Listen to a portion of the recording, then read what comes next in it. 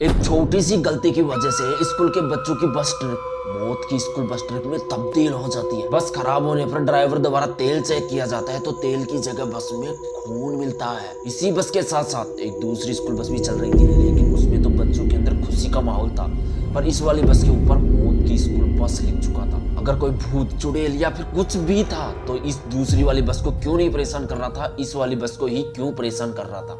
आखिर इस बस में ऐसा क्या हुआ था, इस बस के अंदर ऐसा क्या है जो अचानक से हंसी खुशी से चलते हुए बच्चों की स्कूल बस ट्रिप मौत की स्कूल बस में तब्दील हो गई। ये एक ऐसी सच्ची कहानी है जो आज तक यूट्यूब पर किसी ने अपलोड नहीं किया और पूरी यूट्यूब पर आपको कहीं पर भी नहीं मिलेगी। अगर आप इस वीडियो पर थोड़ा सा टाइम दोगे तो आप खुद बोलोगे कि ये एक छोटी सी वीडियो नहीं बल्कि पूरी की पूरी बॉलीवुड की मूवी की स्टोरी से कम नहीं है। इस कहानी का रहस्य आपस में बहुत ही ज्यादा उलझा हुआ है, इसमें उलझा हुआ बहुत ही ज्यादा डर है।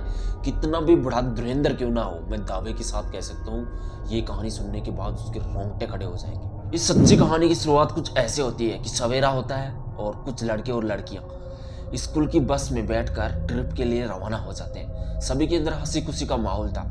बस जंगल के रास्ते से होते हुए जा रही थी और इस हंसी खुशी वाले माहौल में एक लड़के का खून तेजी से उबल रहा था बदले की भावना से। दरअसल कहानी कुछ ऐसी है कि एक विशाल नाम का लड़का होता है जो साक्षी नाम की लड़की को बेहद पसंद करता है। वह उससे बहुत ज्यादा प्रेम करता है, पागल है।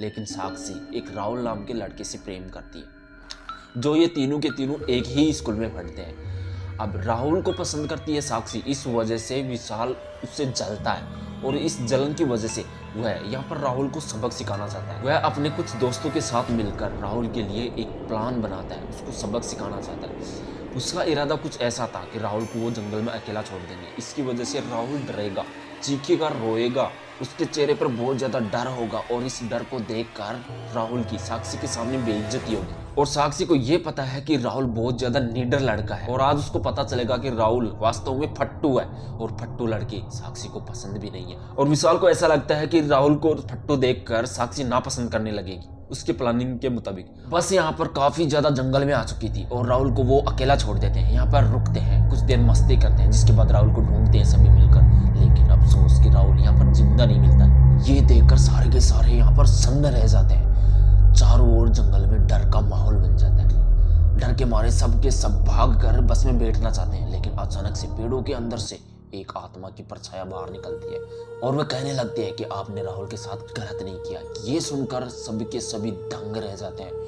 उनके अंदर और भी ज्यादा डर बैठ जाता है। भाग दौड़कर सभी के सभी बस में बैठ जाते हैं। अब सवाल यह है कि ये आत्मा किसकी है और ये कहां से आई है। ये कुसुम नाम की लड़की है जिसकी आत्मा है, जिसके प्रेमी को और उसे किसी ने कुछ टाइम पहले मार दिया था इसी जंगल में, और वह अपने प्रेमी का बदला लेने के लिए यहाँ पर कई दिनों से रह रही है, लेकिन किसी को परेशान नहीं करती है। उसकी आत्मा शांत है। लेकिन राहुल के बाद अब इसकी आत्मा जाग चुकी है और ये बस में बैठे हुए सभी लड़के और लड़कियों से बदला लेना चाहती है। वह उसका प्रतिशोध लेने के लिए उसकी आत्मा बेहद खूंखार तरीके से जाग चुकी है। लेकिन दोस्तों, राहुल को किसने मारा, इसके प्रेमी को और कुसुम को किसने मारा, इसका अभी तक कुछ नहीं पता। क्या इन बस वाले लड़के और लड़कियों ने राहुल को मारा? नहीं पता। कुसुम को मारा? नहीं पता। उसके प्रेमी को मारा? ये भी नहीं पता।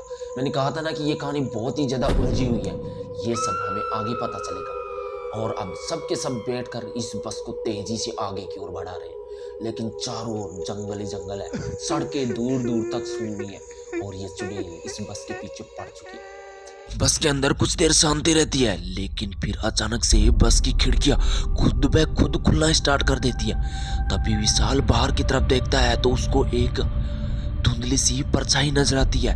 वह उसे देखकर डर गया और चिल्लाया, ये क्या है। तभी एक तेज हवा का झोंका आया और वह बस से बाहर गिरने वाला ही था, लेकिन उसके दोस्तों ने उसे पकड़ लिया। सबको लगा कि जैसे उनको बस के नीचे से कोई खींच रहा है। अब विशाल के मन में बहुत तगड़ा वाला डर बैठ गया। वह सोच रहा था कि यहाँ पर कुछ भयानक होने वाला है। लेकिन जैसे ही बस आगे बढ़ती है तो सब कुछ शांत हो जाता है। लेकिन फिर जैसे बस आगे जंगल में गहरी होती जा रही थी, गहरे जंगल में जाती जा रही थी, जैसे ही रोहित ने अपने सीट के नीचे एक अजीब सी फुसफुसाहट सुनाई दी। जैसे ही उसने उसकी तरफ झांका, सीट के नीचे देखा, तो उसने देखा कि एक अजीब सा चेहरा उसी की तरफ देख रहा है, लेकिन ये बहुत ही भयानक था। और वहां से एक अजीब सी आवाज आती है, तुमने मुझे खो दिया। अब उसको ये राहुल जैसी आवाज लगी और ये सुनकर उसके कान ठंडे हो गए। रोहित ने आंखें बंद कर ली और फिर जब उसने फिर से देखा तो वहां पर कुछ नहीं था। उसकी धड़कनें तेजी से धड़कने लग गई। बहुत ही ज्यादा डर लग रहा था उसको। अब इसी बस के अंदर एक अरुण नाम का लड़का था। उसको एहसास हुआ कि बस के अंदर एक अजीब सी ठंडक है, मतलब एक डर वाली फीलिंग्स आ रही है उसको।